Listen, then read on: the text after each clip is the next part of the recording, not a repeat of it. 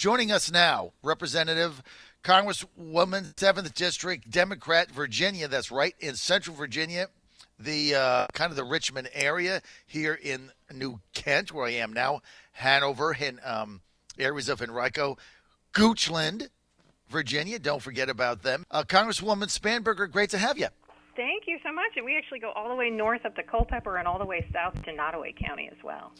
It's a very big district here in the 7th, but I'm in New Kent today, and I hope to see you and your husband and your family out to Colonial Downs. 1,500 jobs since they opened it up, they've created.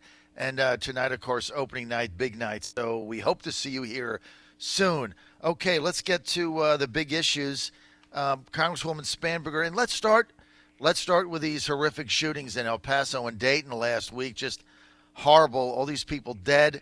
The president has asked Republicans in the Senate and Mitch McConnell, and it's going to go obviously to the House as well if it gets done, to tighten background checks and look at creating legislation in order to extend red flag laws so that whack jobs like this nutbag in Dayton can't buy an assault weapon with 100 mag clips. How do you stand on that? So I fully support background checks, and I just want to clarify one thing for any of your listeners. We have background checks in place. Legally, if you go to a federally licensed point of sale, you go through a background check. If you go to Walmart to buy a gun or Cabela's to buy a gun, you go through a background check. When people are talking about expanding background checks, they're not talking about changing the requirements or changing the process that you go through. It's about ensuring that everybody who purchases a firearm goes through that process. There's currently a lot of loopholes. In Virginia, we hear a lot about the gun show loophole. And so our goal in saying that we want background checks across all firearms purchases, or it's applying the same standard to all firearms purchases with very specific cutouts for family-to-family member purchases because, culturally, particularly in families of hunters and sportsmen, that culturally recognizing that some individuals may want to gift guns to family members or sell their guns within their family. That's something that we recognize and support. And in the House of Representatives, we passed the bipartisan background check bill back in February. And what that bill did is it applied the standard of background checks that already exists to all firearms purchases. And so I am absolutely in favor of background checks. It is allowing us to enforce the law because as it currently stands, we as a country have accepted that some people should not have access to a firearm. And there are some people who are listed as prohibited buyers, people with violent felony histories, people depending upon the type of restraining order that they have against them. But you can only enforce that law if background checks are in place. And so I am absolutely a supporter of background checks. And I voted for them in February, along with Republican and Democratic colleagues in the House. Right, and the main thing that you're talking about, and I appreciate the clarification because not everybody knows that these laws are already in place. But the biggest loophole, there's two big loopholes. One is the gun show, where you can sell it out of the back of your car in the parking lot. Obviously, if you go to the gun show and you're buying it from a dealer, same thing applies. So it's not like if you go to a gun show, they don't apply. The other thing is, I can sell my gun to Joe Blow across the street, not a family member, and there's no background check. Those are the problems. Look, I don't know who would be opposed to that. For the life of me, who would be opposed to taking the same law that we have and simply extending it so there's new loopholes? And the red flag law, here's what President Trump has said. Let's take a look at extending this so that we can look at people's social media accounts. Obviously, if anybody looked at this whack job in Dayton and what he had posted, Representative Spanberger, he was posting things about a rape list. Yeah. I mean, when you post that on a public format, like why is he buying an automatic rifle with a 100-clip mag with it?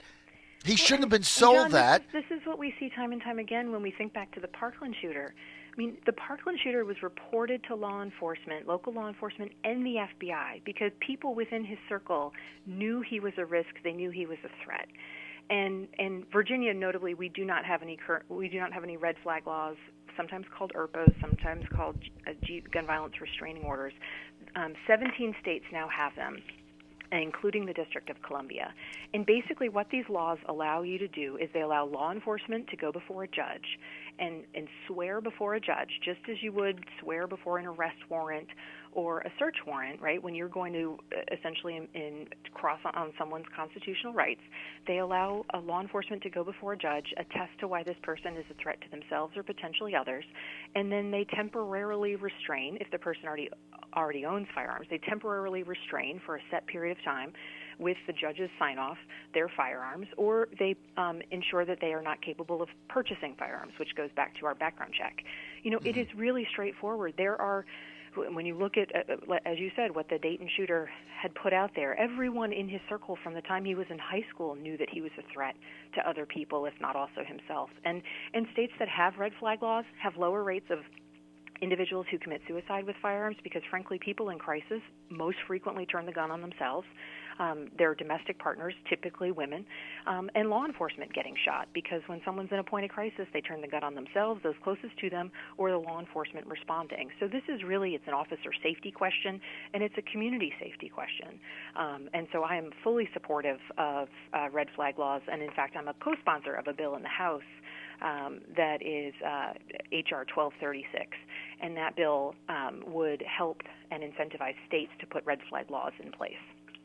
Well, I hope we can get that in Virginia. I hope Senator Graham can get his bipartisan bill through his committee and then through the Senate. Maybe you guys can merge it and we get some common sense solutions here. It's exactly what the president has been calling for. So I'm with him on that. Now, let's get to the president in a minute. A lot of your colleagues, and you represent a district that voted for Trump in 2016. The 7th district is going to vote for him again. Representative Spanberger in 2020, only bigger. That's the district that you represent. Spoken like a true campaign chair, John. We're going to win the 7th, only bigger. I'm not commenting on your race, but Trump is going to win the 7th bigger than he did in 2016. You got a lot of your colleagues out there saying that it was the president's rhetoric that incited the shooter in El Paso. Yet the one we just talked about, representative in Dayton, he was a left-wing wacko and a supporter of Elizabeth Warren. Well, nobody's blaming Senator Warren for the shooting. Don't you think this is a little over the top?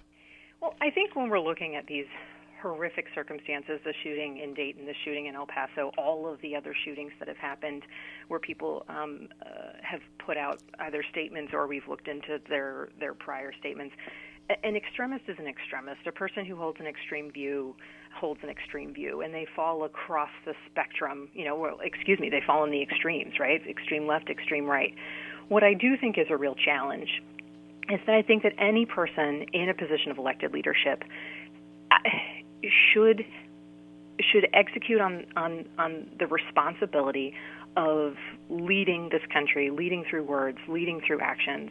I'll speak frankly. I am disappointed in a lot of the divisive rhetoric that the president uses. If he's trying to draw attention to problems that he perceives and wants to raise, I think there are more effective ways that he could do that. I don't think that it's helpful to divide communities and to talk about people in the way that he talks about people. And what I want in a president in 2020 and beyond is I want someone who sees the greatness in this country and seeks to unify and seeks to create opportunity and seeks to bring people together and seeks to find commonality in our goodness and in our strengths and recognizing that the long-term remarkable nature of this country has been because we've been a place where people of all types can come and just flourish. And our country is a result of the greatness of so many individuals who came together united and focused on living out the American dream and pursuing the promise that exists here. And I think that in a time like this when we see such a horrific mass shooting, multiple mass shootings in a period of 13 hours. People are searching for reasons, and I think that we have to recognize the strength that our words have. I'm a member of Congress all the way up to the President of the United States and, all the way to local elected officials. We have a responsibility to recognize that our words, however we mean them, resonate with different people in different ways. And so I hope that the fact that this shooter in El Paso ostensibly was a supporter of the president and saw some of this rhetoric in the president's word, I hope it's a lesson to all of us to be, more measured and more purposeful and more responsible with the things that we talk about and the way that we demonstrate leadership in our communities. Do you think that your colleague in San Antonio, Representative Castro, doxing Trump donors, putting them out on Twitter, so I guess at best case they can be harassed, are you in favor of that? No, I'm not in favor of that. And to be clear, your FEC reports are totally public, so anyone can go and check who donates to whom. You can go online and see who donates to me. There's a separate level to it when it's a discussion of attempting to shame people based on who they politically support. That I don't support, and notably I don't support it when it's been done to Democrats. I don't support it when it's been done to Republicans. I think people are entitled to their political views, their political expression. That is their First Amendment right, and I think it is, again, not demonstrating the sort of leadership that we need to unify our country. You're on the John Fredericks Radio Network, trucking the truth across America. We're live today, Colonial Downs, New Kent. Check us out tonight, post time, 5 p.m. We're with Congresswoman Abigail Spanberger, 7th District, Democrat, Virginia. That's the Central Virginia area. It's a pretty big district. Congresswoman, let me just be straight up here. You're serving in D.C. Do you think President Trump is a racist? I can't make that judgment one way or the other. I think he says things that hurt people. I think he says things that divide a community. I think he says things that I wish he would not say. But I don't know the man, and I want to believe that there is goodness in everyone. I want to believe the best intentions in everyone. But I truly, truly hope that perhaps this shooting in El Paso has been a wake-up call for him to change some of the rhetoric, to be more purposeful in what he says, and to recognize that his words, more than anyone else in the world, his words have a significant power. And I don't think that he's been using the power of his words in a responsible way at times.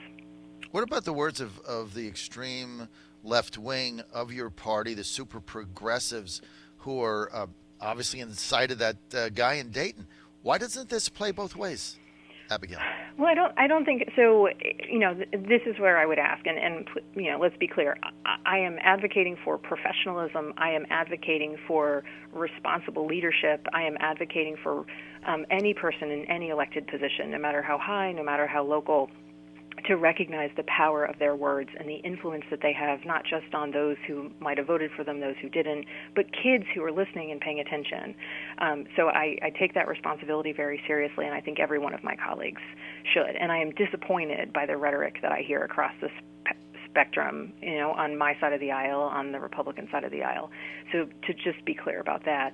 But I think that there is a difference that we have to acknowledge in that this individual in El Paso used words to justify his murders that the president has used, words like invasion, his focus on immigrants. And I think when we have someone in the highest office talking about immigrants being criminals and rapists, that is not appropriate language. And I don't agree with, and I heard Jessica speaking on the radio earlier, I don't agree with Medicare for All either. I recognize her concerns about it. I'm not a supporter of that. I'm a Democrat. I don't support Medicare for All. A lot of us don't. But I think that it is apples to oranges in terms of, advocating for everyone to have health care through a government system, which, again, I don't advocate for, to saying that a group of people are criminals and rapists. It's different. And I hope we can move to a place where our citizenry demands more of all of us, because, to be honest, the snarky Twitter comments and the anger in social media, it doesn't help our country. It doesn't help us grow our economy. It doesn't help us with our national security. It shows divisions. It doesn't create unity. And it is a negative path for us to go on. And my hope is that every person who's running for election in 2019 and again in 2020 will see that their role is to uphold the Constitution, serve their communities. And serving your communities means focusing on legislation that's going to create opportunity, that's going to strengthen our country, going to strengthen our communities if you're a local elected. And that's what I think everyone should be focused on. Because honestly, the political spectrum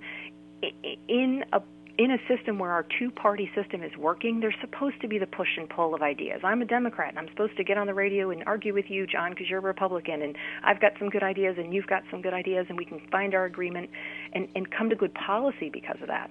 But we've gotten into this place where it's like a team sport, us against them, and the only thing that hurts is the country is the one that's hurting because of it.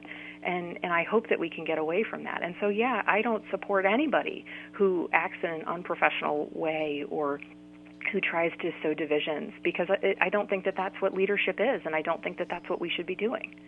Well, you just might be too reasonable and sane for your party and the direction it's going right now. I don't know where you fit in with the squad, but certainly that's not their message. Look, I agree with what you're saying. Words do matter, and those of us that still have teenagers around in the house, words matter. What you say matters. Yeah. And so I do agree with that. And let's agree that this stuff's got to get toned down on both sides. And I think John, we can I'll say this: that. I truly respect. I've been listening to how you've been talking about the shootings and the discussion related to background checks, and even I think it's an example of the way that you've been discussing this topic and background checks with some of your listeners, some of whom support it and some of whom don't. Like that. That's the measured discussion where we're digging into the facts and the evidence and trying to make sure that we're doing all that we can do to protect our communities and help our country and keep people from dying in Walmarts and schools and movie theaters into the future. And plus, if the Republicans don't do something in Virginia, they're going to lose the House of Delegates. Kirk Cox isn't going to have the gavel. And if they lose in Virginia, the Trump 2020 campaign is unlikely to make the investment I think they're going to make, which would hurt your chances for re-election. So there's a whole chain reaction here that goes on. Help or hurt. There's a chain reaction that goes on that I'm trying to explain to people. You can't take everything and just put it in a box. It's got bigger implications. I think that there's a place. The other thing about it is that it shouldn't all be political. Attempting to save lives and keeping guns out of the hands of a person who wants to do violent harm, who kept a list of people to kill and rape in high school. Like, these should be pretty straightforward, unifying things, and we shouldn't look at that as a win for one group or the other if they're the ones pursuing it. Exactly. It's not about who's right or who's brought home this quote unquote win. It's about actually helping people and serving our communities. That nutball in Dayton never should have been allowed to walk in, pass a background check, and be able to buy a high-powered assault rifle and 200 mag clips. I mean, just John, the other thing that is just outrageous to me. So before I was a CIA officer, I was a federal agent. I carried a gun every day. I used to fly armed. Used to go everywhere with a gun. I trained with a firearm. I executed search warrants. I worked drugs and money laundering cases. And at that point in time, it was under the old rules where we had magazine limits, right? I had a magazine that said for law enforcement use only, because you couldn't buy massive, and I think ours at the time was 12 rounds, and that was law enforcement use only. It might have been 15. But now, and I carried at the time I was carrying first I had a 9mm, then I had a .40 caliber. But my point being, how is it that this man was able to buy a 100 magazine drum? Like, I mean, it's outrageous, the amount of death that you can, and I would argue with anyone, part of qualifying, part of being comfortable, if you are a firearms enthusiast, if you like shooting, part of that skill set is being able to drop your magazine, reload quickly, and continue shooting. If you're doing it for qualification purposes because you enjoy shooting and target practice. So even the notion that anyone would need, or that there's even a kind of a sporting impetus to have a 100-round magazine, is just outrageous. Are you shocked? Are you shocked by the level of neocon warmonger propaganda that comes out of D.C. on a daily basis? Now they're banging the drums of war for Iran.